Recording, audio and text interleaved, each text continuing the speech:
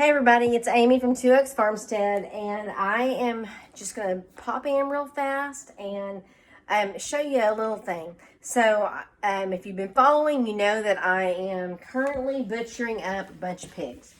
And right now, I've gotten the bacon off of one of them, and I've got 20 pounds of bacon. And I'm about to stick it in the container, the curing container, whatever, brining container, to start curing and brining. I wanted to show you what I use. I get this from LEM, or that's the company. It's Backwoods Bacon Cure, and I like the maple flavor personally. And just a side tip, let's call this a pro tip, because this is my thing right here. When you have maple, if you have maple bacon, you can grind that in a meat grinder with your venison and make awesome, I mean freaking awesome maple venison burgers. They are, I mean seriously, you cannot beat that.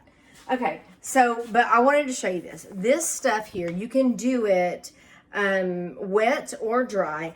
I always buy them in multiples. I've got this one right here as an extra because I'm doing it next. I've got the first one already mixing up in my container as a wet. I'm doing the wet cure first.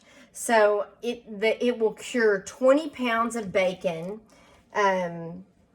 with the wet one, and then the dry way it'll do 25 pounds. I've got 20 pounds off of this pig, and I'm going to do it wet.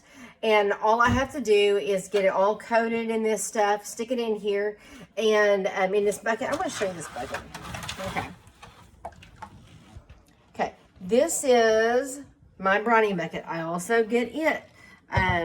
It's an LEM product. Now, find it. Okay.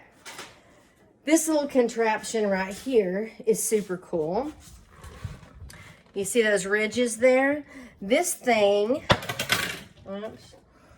goes down on the, like through there, and then you turn it, and those little ridges on the side hold it down, keep it from coming up, which is great because it keeps your meat from floating up above your juice. I've brined turkeys this way. I have brined hams this way. So it's a really, honestly, it's a terrific product, and I definitely think you should consider it if this is something that you're doing. So right now I'm going to go ahead. I have got 10 pounds in that bowl, and then I've got another 10 pounds over here. So I'm about to get them all wrapped up inside this thing and get it brining. I have to stick it in there. I'm going to put it back down in the cooler for about 7 days. Yes. And I'm a little bit mixed up right now with all this stuff I've got to get going. But what I'll do is I will get it curing. And then after you do that, you rinse it off really well, and then dry it like in a place that is cool and will have air circulation. You dry it for about 30 minutes on each side, which we can hang ours in our cooler, and so it won't take as long. And then we will get them hanging in the smoker, and we will get them smoked and ready to go. And my mouth is already watering.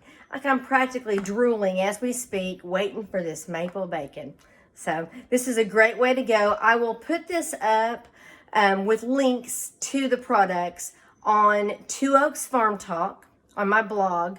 Actually, I may even put it on a lifeonthefarm.com. That way you can get it in both sides. I know I've got different followers on both. So you guys have a great evening, and I'm going to continue my pork processing.